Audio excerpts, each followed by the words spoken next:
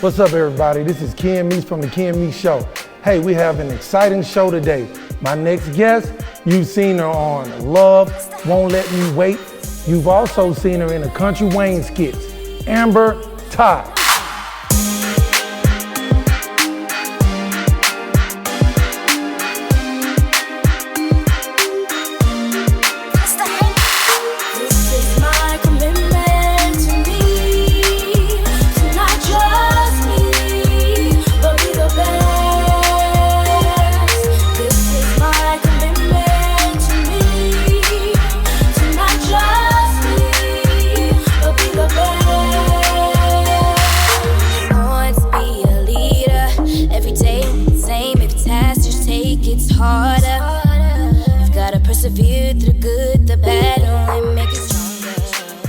Hey, welcome back. So we're sitting here with Amber Ty. Yes, sir. Welcome, Amber. Welcome to the Thank show. you. Thanks for having me. I'm so glad to be here. Man, I'm glad you're here. So look, we're just going to jump right into it, okay? Okay, let's do it. So you're from Detroit. Mm-hmm.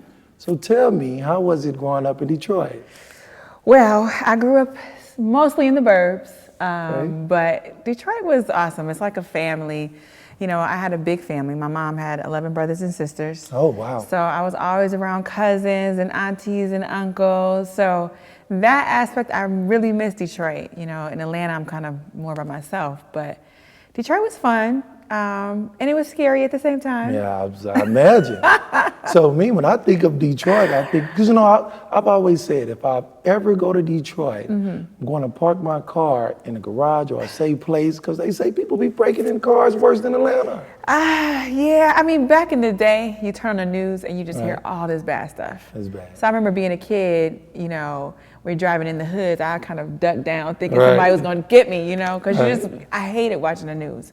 Because you just hear and that's anywhere, any big city. But, you know, it was home. So part of you just was scared. Part of you knew that it was home and you knew where to be and where not to be. Right. But it's not as bad as y'all think. Okay. I love my city.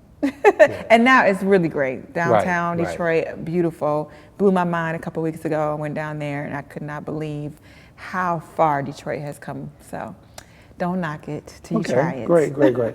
So did you lose any friends or family members to like gun violence or I did. growing up in Detroit? Absolutely. I lost a cousin. Okay. It was crazy because this particular cousin called my dad one day, said, "Hey TJ, come, let's go play basketball." Right. And my dad had something with us to do, and he said he wasn't gonna come. Wow. Well, later that evening, we got a phone call that he had gotten into a scuffle with some gentleman on the basketball court.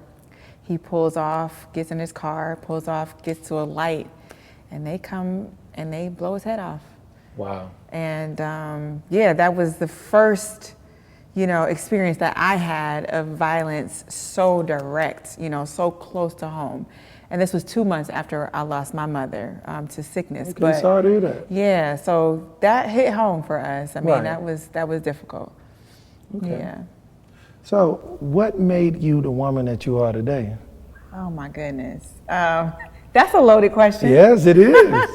So I grew up a PK. Okay, preacher pastor's kid. child, yep, pastor's kid. They say the pastor kids are the worst ones now. Yeah, I'm not gonna comment on that one. What they say. Well, go ahead, I'm listening. We're not that bad. But you know, losing my mom at a young age, I was 11, so I had to grow up really fast. I had to become a woman really fast. I was a person who always really cared about my father and how he was doing. Instead of being a child, I wanted to know, you know, how I could help him, how I could make him, because I never saw my dad cry until the day I lost my mom. It is hard for men. It is. Yeah. So, you know, but my dad was such a leader, and even to this day, we have a great relationship. That's so good. I really, you know, give him a lot of props for who I am, you know, just the wisdom that he imparted in me, the confidence, you know, that daily walk, and just today we talk every single day. Right. You know, he's like a best friend to me. But I think that background of being spiritually grounded, going through trauma, Because I think trauma Need really, that. it makes you who you are. Especially in the Black community. A lot of us live with trauma and we don't even know how to deal with it. Don't know how to deal with it. Right. So that's good that you grew up with a preacher Yes. who could maintain you and keep you stable. Absolutely. So when your mother passed away, was your father more hard on you, more strict? Or did he, say, you know what, I'm just gonna let her live her life? So can I have 6 brothers? Okay. Okay. I know they was like. I'm the only girl. And most people say, oh, Amber, you must have been spoiled. Right. Totally opposite. My dad was always hard on me. Right. He was always hard on me because he knew how men are, He Oh, yeah, absolutely. He know what it's like to be like, My sister, I'm like, hey, I was that same person. Yes. Yeah. So it was not easy for me growing up and, being necessarily free or, Right. He was a little bit more strict on me, I feel like, than my brothers, but all out of good intention, just Right. making sure that I was, had a level head and a good head on my shoulders. Right. So, yeah. So, okay, the good questions. Now, I'm asking you these questions. Everybody want to know this stuff now. Are you single? Oh, Lord, Jesus. Yes, I'm single. Okay, you're I'm not single. married. You dating? How about that? I'm not married. You're not married. Okay. Yes, I'm dating. Mm-hmm. Okay, good. So, going into the Kountry Wayne skits and all this stuff, because I asked you if you were single for a reason. Okay, I'm right? listening. We're going to get back to that, right? So going into the Kountry Wayne skits and things of that nature, how did you get started with all that? Oh my goodness. So I went to school for theater. Okay. Went to Wayne State University, but my father's a playwright. Right. So I started acting at a very young age. I was 3 years old when I originally got into his shows. Well, I left Detroit in 2007, 2008, Right. moved to LA. Okay. I was there for almost 5 years. And I did some things here and there, did some shows with Vivica Fox and Wow. Elise Neal, Good. Lamont Rucker, I did a Budweiser commercial for the Super Bowl. So hold up. Yeah. How was it like working with Vivica Fox? 'Cause I know you also work with Clifton Powell. So how was it like working That's with my those buddy. two? Yeah, Pinky. Pinky. He is my buddy. He's worked with my dad for years. Right, So he's been in my right. dad's shows. They're awesome. I always try to pull from these different actors Right. who have, walked in places I had never walked before. Right. So I feel like you can always learn from them. Vivica is a beast. She came on set, off book. Everybody else is still, learning their script, Right. and she was the lead role. And she got to rehearsals, boom, she knew her stuff. And that was just extremely admirable to me. And I was like, okay, I want to be that level of professionalism. So it was awesome. It was awesome. But Kountry Wayne. how back to did your you- question, yes. So I lived in LA for 5 years, decided that I wanted to live somewhere a lot less expensive. Okay. So I came to Atlanta knowing that the entertainment business was still here. Yeah. Got here, got into corporate America. How was that? Nothing. It was great, very successful. I was in sales and I can't complain at all. But I met Mike Bless through Mike. through my old through my old job, which I used to work for Audi. Okay. And he was my client. Okay. And so we were friends. He was not acting. He was nowhere near the business. Like, we just became great friends. And that was almost 10 years ago. And so we had lost touch for a while. We got back in touch with each other Right. last year. Okay. So he calls me one night in February. And he says, hey, what are you doing? Actually, I just wiped off my makeup, just got into bed, I'm about to Netflix and chill. Right, right. Well, I need you to come down and do this skit. Mike had no idea that I was an actress. Wow. He just wanted somebody to come down and play his high school. It was supposed to be a one-hit wonder, right? Just, Right, I'm coming right. to do one skit and I'm Right. done. Little did I know I was auditioning, which is great because I think if I had known I was auditioning, I might have Would've been nervous. Exactly. Right. So I called him back. I'm like, Mike, I know I said I was coming, but I'm tired. Like, my child was gone for the weekend. I'm like, I just want to chill. Right. He said, girl, I already told them that you were coming. Bring your butt down here. Right. So just had this little pep talk to myself. It's like, what else are you doing? So I got up, put my makeup all back on. You came down. Came down, see Wayne. I actually. So when Wayne saw you for the first time, what was his first impression? What did he say? Now, y'all know Wayne got them big old eyes, right? So Wayne said, I saw them eyes from a mile away, right? So He just said, hey, how you doing? Nice to meet you. And I don't have any clue how big he is, how big the show is. Right. So I'm real comfortable, not nervous. Hey, what's up? Right. So I do the role. It's a 3-minute skit. Right. Wayne says, that was good. I want you to come back. I said, okay, call me, let me know when. About a week later, the skit dropped. Right. I opened up my Instagram, not realizing that the skit dropped because nobody called me and told me. And I had 5,000 new followers. I said, oh, somebody done hacked me. I'm thinking I got hacked because I'm like, where are all these followers coming from? What is this? So I'm looking through and I see like a comment on the post because he used to post on Instagram. And I was like, oh, the skit dropped. And from there, it went crazy. Right, so everybody wants to know, right? Well, here we go. Okay. I know a lot of people may think that you and Wayne might have something real. But me, when I was watching the skit, I saw a chemistry between you and Mike.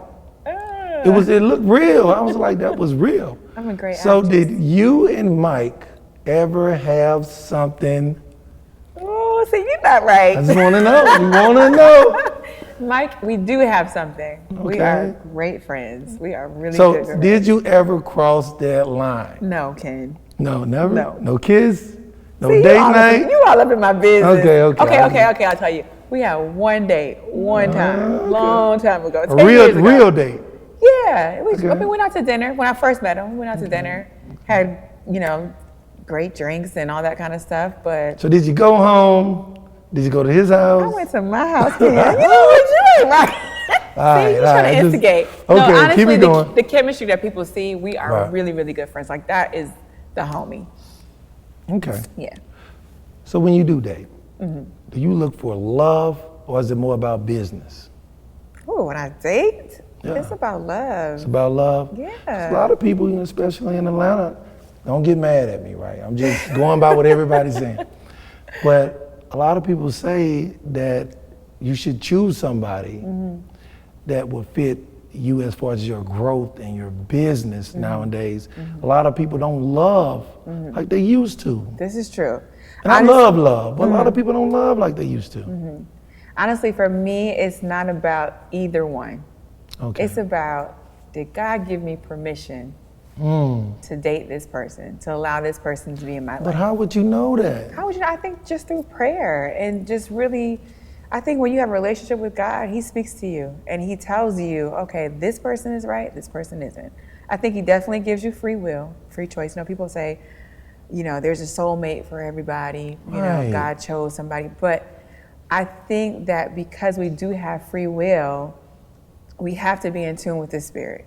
Right. And I think your spirit speaks to you. And Always. yes, my dad, even somebody that I'm dating right now, my dad said to me, hey, listen, God will show you if there are red flags and if there aren't. Oh, You yeah, ask he will. Him, yes, you be in line with Him, you'll see it.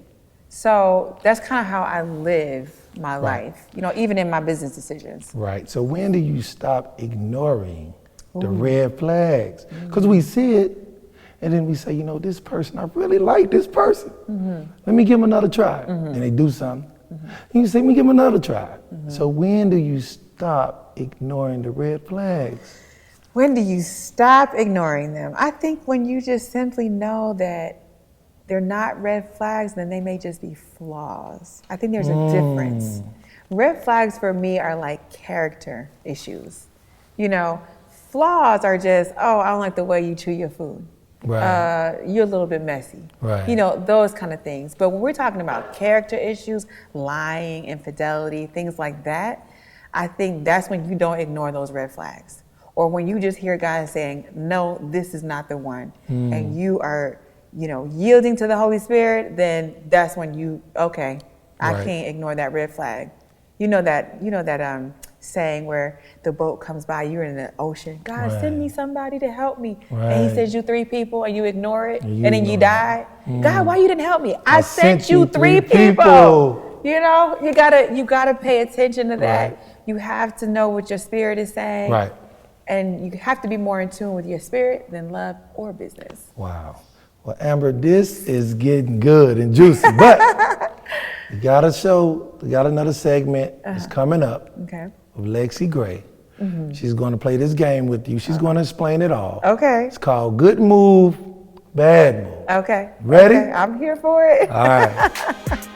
We'll be right back.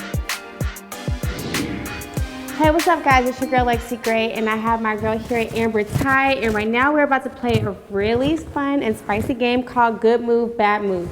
So basically, how this game works is I'm going to present to you quite a few questions, and I just need you to tell me if it's a good move or a bad move. And if you want to elaborate a little bit on it, on why, you can.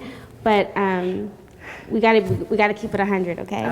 Okay. Oh Lord. Okay. So the first question I'm gonna ask, you just say good move, bad move, and then that's how the questions will proceed. So you Can just I pass? You can pass. you can pass. Okay. You can definitely pass. All right. So the first question is, cheat on your husband for $50 million. Bad move. Bad move. Bad move. Okay. Bad. No. Okay. Threesome with your best friend and your boyfriend. Bad move. Definitely bad. Okay. Leave family for a better life. Good move. Good move. Okay. Okay. Hang with Trump and Kanye for 24 hours.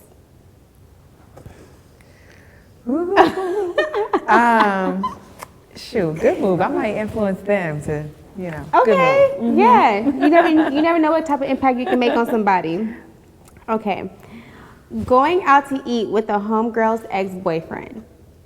Going out to eat with a homegirl's ex-boyfriend. Yes. I'm gonna say bad move. Bad move. Okay. Marry for money. I'm gonna say bad. Okay. What if he's like halfway decent and I mean, you know, if it's more to it, then yes. But if you're only marrying for money, I'm gonna say bad move. bad move? I mean, money can only make you happy for so long. Reject an unattractive billionaire. Oh, bad move. Bad move. Everybody's gonna be unattractive at some point, right? Right. Yeah, exactly. Okay. Telling your kids that Santa isn't real. I think that's a good move. Good move? Yes, I didn't believe in Santa growing up, so my child will not. Gotcha. And then leaving your job without notice. Oh, bad move. Bad move? Yeah, Bad move. bad move. Okay. And then last question, okay? Oh God. Okay. Oral sex on the first date. Hell to the no. Bad move. Bad move. Bad. No. Well, you know, everybody has their preferences. You know, I don't knock nobody for what they do, but yeah. No, ma'am. Well, there you have it. Until next time, good move, bad move with Lexi Gray. Welcome back, everybody. We're still here with Amber Ty. Yes, sir. Hey, we're back, man. So, Amber, you're a single mom. How is it, raising your child alone? Well, I'm not alone. Okay. His father is very active in his life. Great.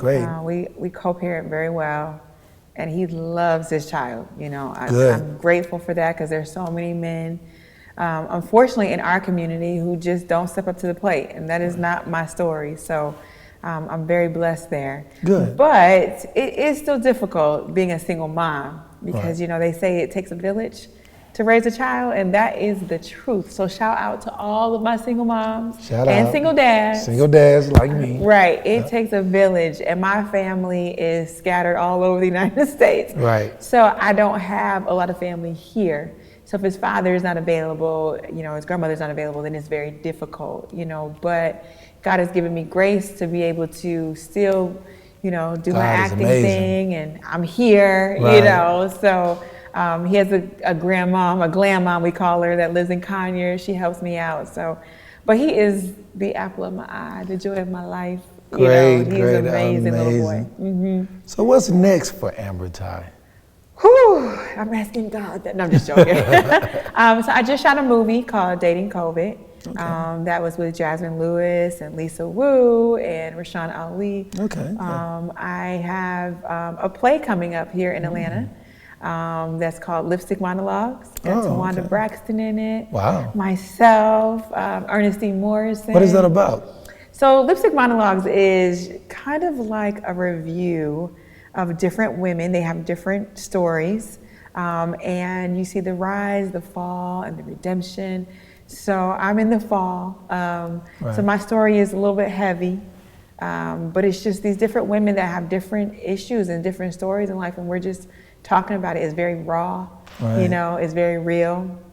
Go check that out, y'all, when it come out. Yeah, so hopefully people will, you know, get some healing and some inspiration from it. But that's by Argie Ori. She's an amazing writer. She writes books, but she wrote this as a play. So I'm excited about that. So body butter, you saying something about putting body butter on somebody? No, I'm just saying. Slap it up, rub it down. No. So, so I own my own body butter company. It's called Black Tie.